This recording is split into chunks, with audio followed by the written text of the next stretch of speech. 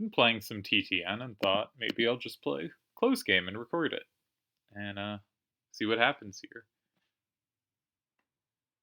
My hand has some neat synergies to it. A lot of fives, can't take too much advantage of those.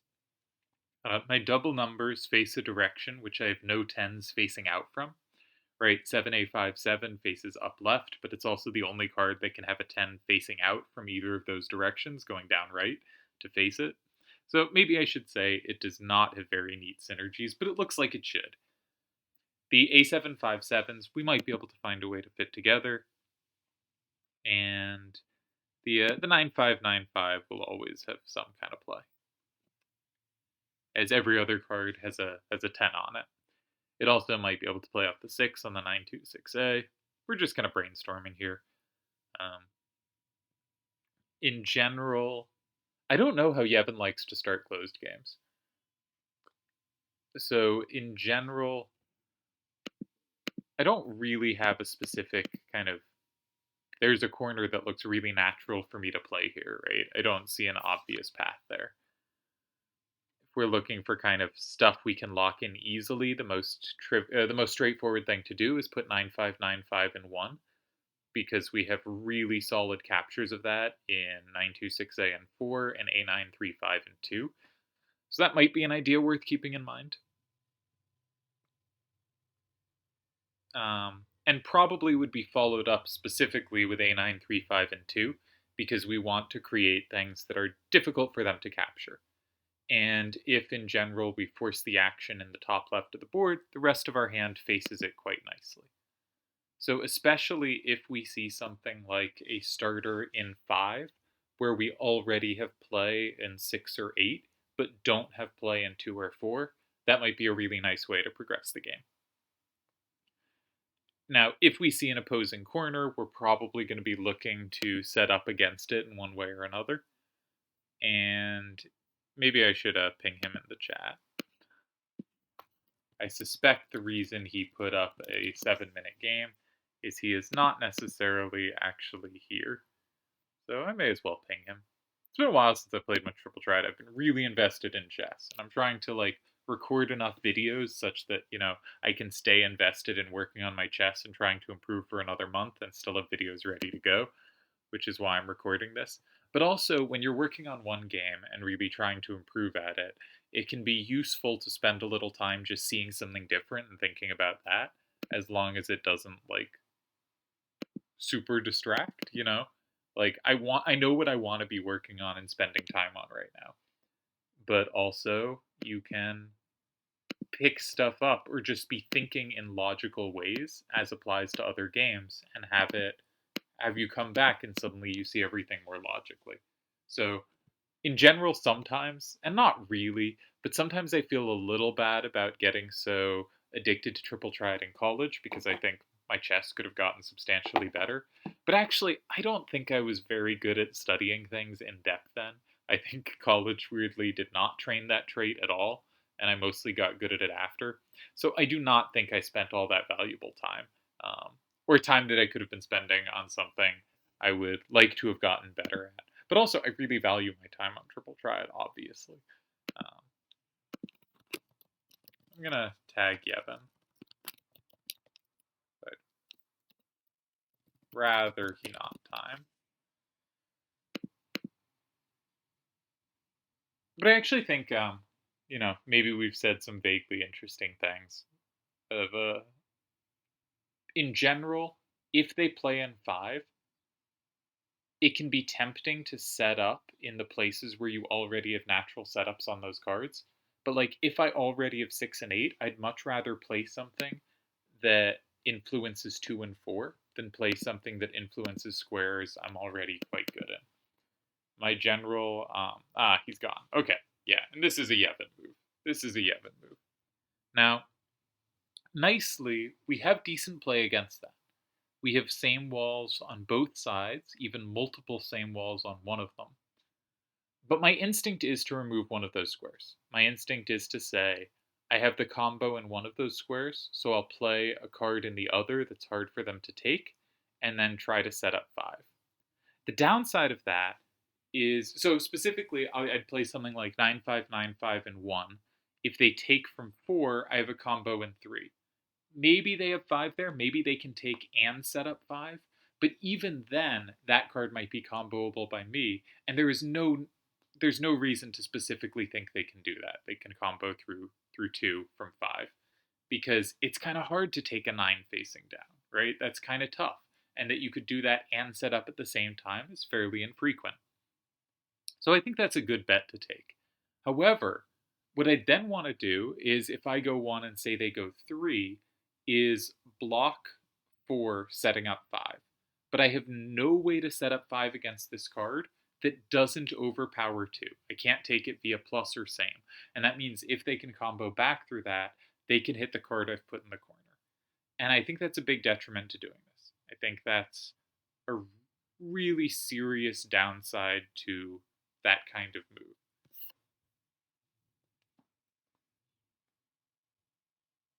So, what could we do instead? Well, I have very high numbers facing up, so it's really hard for me to set up kind of L type setups where I can lock anything in, which is tricky. So maybe we look to just go somewhere else. But where? Good question.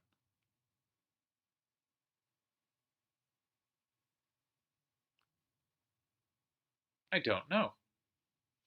I think if I am going to go in 1 or 3, and I'm back to thinking 1 or 3, maybe I want to do it in such a way that I have a good attack against the other of those squares. I'm now thinking 9-5, 9-5 in 3, because I can capture anything that goes in 1, and I can specifically capture in a way that locks in anything with a 9 or 10 facing down. That seems kind of valuable. That seems kind of valuable.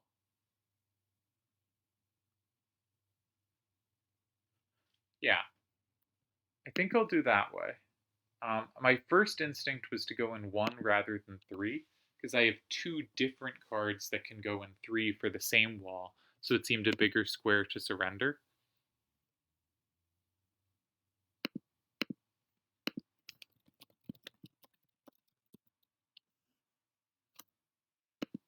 Um, Sorry, responding to a message. But now it's popping out to me. If I'm making an L, I think I have to use Magus basically. If I'm going to block 6 next turn, and maybe that's too big a concession. 9-2-6-A, the problem is I just don't have 5, and I kind of need to have 5. But I think the way to look at it is either I'll need Magus in 4 or I won't. And if I do, I will just play it in 4, and if I don't, then it can be the card that goes in 6. If they take directly, I think I'm playing Braska in 1. There's some potential, like, Braska has a 3 facing out that's really hard to lock in. I have to dodge a combo last turn, but, that's just going to happen some games. I mean, this looks like Magus in 4. Maybe. No. Okay, so my alternative is 9-2-6-A and 6. With the point that if they play 9, I then play 4, and I create a real threat in 5. I have pretty decent cards for that endgame. I create something to do in 5. And if I go 6 and they go 4, then I can probably just play Magus in 5. It is a little vulnerable to combos, but I'm going to be walking into a combo at some point, or some potential of one, and a 5 facing out is not particularly high risk card to do that with. Uh, it's not a number that is comboed a particularly high amount. So Magus 4 or 9-2-6-A-6. The downside of 4 is if they go 7, where am I going? I'm not sure. And you might say, okay, but if you go 6 and they go 9, where are you going? You're going 4. And similarly, if you go 4 and they go 7, you're going 6. And I guess that's pretty similar. But if I'm using up Magus and 926A on my next two moves, I would rather the game be right directed than left directed. So I'd rather have started in 6. So I think I am going to start with 926A in 6.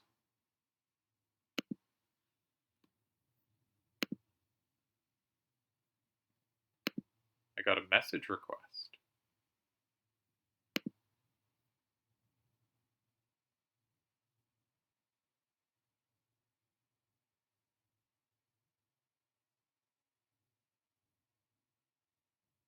Alright, I will have to respond to that after this game.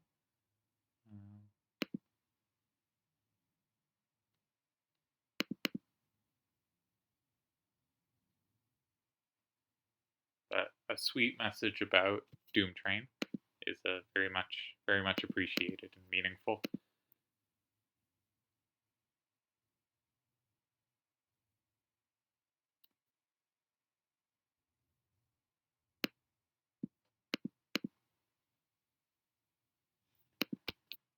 Um, Also got a message about the rare rates. Yeah, people are pulling rares very fast on TTN, which sort of I think is good in one sense, in that like people get the excitement of rares, but there's sort of like a mysticism to rares when like they're very rare. Like you see this card very infrequently because one person happens to have gotten this rare and one person is that rare. Like the whole vibe of like all the kind of card collecting TV shows. It's been a long time since I've watched any of these, so like I'm gonna get this wrong. Um, but like Yu-Gi-Oh has the God cards, right? And I feel like one different person has each of them. Maybe the main character ends up collecting them all. I don't know, or but like they're all in unique hands, and that makes them feel very unique. Of like, oh, this person's the only person to have that. And of course, we all people like to collect, but there's this neat feeling of kind of everyone has two or three rares out of like 20 or 30, and you have different ones than other people. So you have kind of access to this unique thing that is just like genuinely really rare to see. And if people immediately have all the rares, they don't have that same kind of mystic feel to them. And I think that's okay. It depends what you want. And I think where the site is now, it's probably the case that what you want is people to really be able to just collect. Okay, he plays a setup. Now, to conclude what I was saying, I guess I should conclude that. I think I think it's fine either way, but I do think something is lost either way, right? I do think there's a feeling you get either way. Now, I don't care that much about rares, and I'm trying to finish my account, but I'm not that much of a collector. So I probably would enjoy the mysticism version more, where they really do feel like, oh my god, that card. But I get the other way, and I think the other way is a bigger pull. So the other way is probably the way to go. Now, Magus in 5 has the same, but if it gets comboed, we just like lose the game, right? Is that true? I feel like that's true. Um, we go up 8-2. If it gets comboed, they flip. Yeah. We're not doing well there. Okay, so I don't really think we want to touch 5. If we do, we'd want to have a number out that's not a 7. But then if they have combos in 9 and there's a decent chance they do, it's not great. So my instinct is just go 9. Take a second free card. Say they go 5. Say they flip things back. Um, we're down 6-4, but if we have the double capture in 4, which we do if they have anything but a 10, we go up 6-4 with a 5 facing out on Magus, and like that's about as safe a spot as second turn's going to be in. Like there's lots of things that combo that, sure, 4 gap, a 5 gap, but like it's second turn, you're gonna, that's a better version of those spots. The clear alternative to going in 9, I think, is to go in not in 5, but in 4. Maybe there's a case for 7 with a 10 facing out. If I did that, the big dream would be that they can't combo Magus, but I think there's a fairly good chance they have Magus themselves. that seems like a card they could be really happily setting up here. So, and people who go in 2 like to have this 1 and 3 covered. We've already seen they have the double numbers covering 3 a bit. I don't know. I think I should just go in 9. And choice between Braska or A757. Is there much of a difference? I think there is, because Magus has the double capture against anything but a 10, and therefore I want to have coverage of 10s, and A757 gives me that coverage. My first instinct was to hold on to Braska, but I think I want to hold on to the A757. It's kind of a shame it doesn't flip Zidane, because in other lines I'm probably not going to end up flipping that card, but I think this is the way. If they go in 7, I do probably have to play Magus in 5 and hope they can't combo it. But I don't see any way to avoid that. And maybe I could play Magus in 4, depending on what they do. So, yeah, I think 9 is our best chance. In general, I think, given that they just did a setup in 8 and 9 and 5 are paired, like the standard thing to do is go in 5, but good closed players recognize you can also go in 7 here. And if you have a card with decent combo potential, you have decent combo potential. And that's a powerful effect, right? You're going to sometimes lose that game because you'll whiff, but you're going to win that game a decent amount. And if you don't like your position much, that can be a good spot to go for. And I think I am bad at figuring out the risk there. I like to do concrete things. It is just clearly my biggest stylistic bias is I make moves that bring clarity. I make moves that I think are I see a position that looks clearly equal to me and I know I'm not losing. And I see another position that I think I'm better in, but there's a lot of questions to ask. It's a very messy position. I will take the safe path that I have clarity in rather than the unsafe path that I think is better for me but could potentially be a loss, right? And that's an open, but I think it applies here to close too. Sometimes I'll go 7 here and hope for the combo at the end. The 2 remaining squares have so many cards and walls they can play off that there's a decent chance to have some interaction. But I think there are other players that are better at figuring out when to take that kind of risk than I am. And here, if he knew I had Magus in my hand, there might be a punish in 7. I might just be lost in an open game here.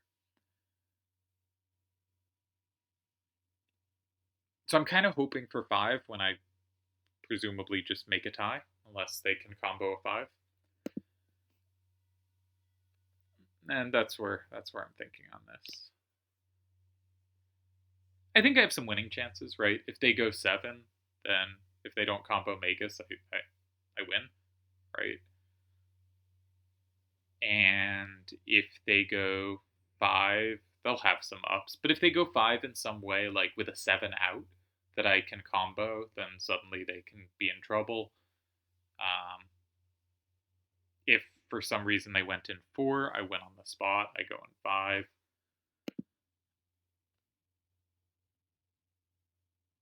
And there's no even card in 4 where I wouldn't be able to go in 5 because I'd accidentally flip stuff. There's no version of that. So, I have some winning chances here, but I think the most likely path is I'm hoping to get a tie, and I think a tie is a pretty fair result for me here.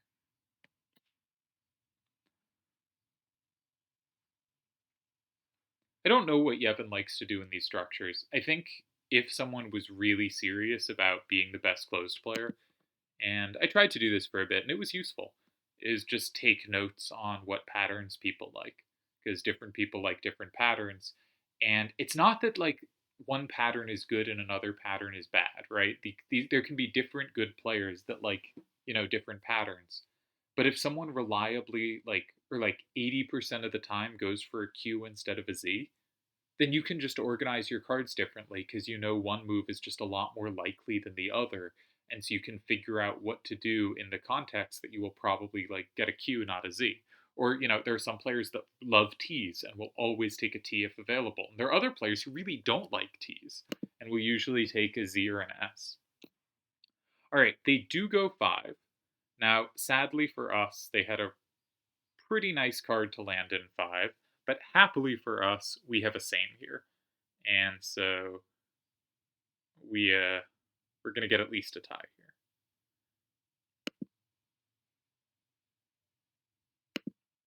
Because we were pretty lucky to get the 7 facing out, and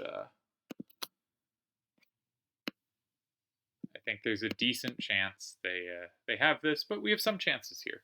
They've not played anything with any up, so whatever they have left should have ups. They've also not played anything that could take Zidane's 9 facing out back from 7. So I think there's like a pretty good chance they have the double capture here. I would say like 2/3, maybe more, maybe like 70% they tie here, and 30% we win. I just I'm not sure why you'd make maybe like if you start in 2, people go in 7 or 9 a lot. Maybe those are the most frequent moves. And so if you don't have ups, you can direct the game down by starting up. But I think it's unlikely to go in 2 when all the cards are down facing. I think that would be a rare maneuver. So I would bet on something with at least a 9 facing up, and they haven't shown a capture on Zidane, so again, I bet they have that too. So it would be a card. 9A64 comes to mind as a card that would do it. I mean, Cypher would work, but seems really unlikely. If they have Cypher, they had a horrible hand, right? 4 cards that are corners for 1 and 3. They also, their first card had a 9 to the left, and they haven't shown a way to recapture that yet. So something like 9-5-8-4 makes a lot of sense as a card, right? That seems pretty logical here. Like a nice fit with their hand. It just seems so unlikely they can't take the 9, and it seems so unlikely they can't take the 5. So, yeah, I think we have tied here. Unless something just clicked really weirdly in their hand. And it does seem like their hand was pretty bad.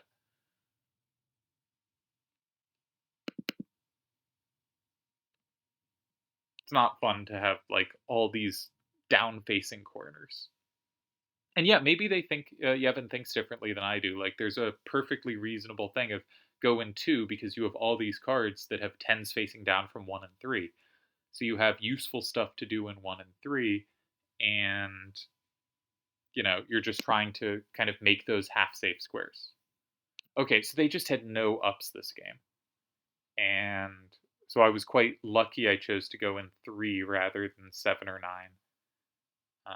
But the move in 2 was strange to me. On the other hand, Yevon has had some really good success doing moves like this, and in fact has taught me quite a bit about side starters. I think he's a really interesting player to follow to see side starters. But get a win on second turn. I only get second turn these days. Yeah, I guess we'll stop there.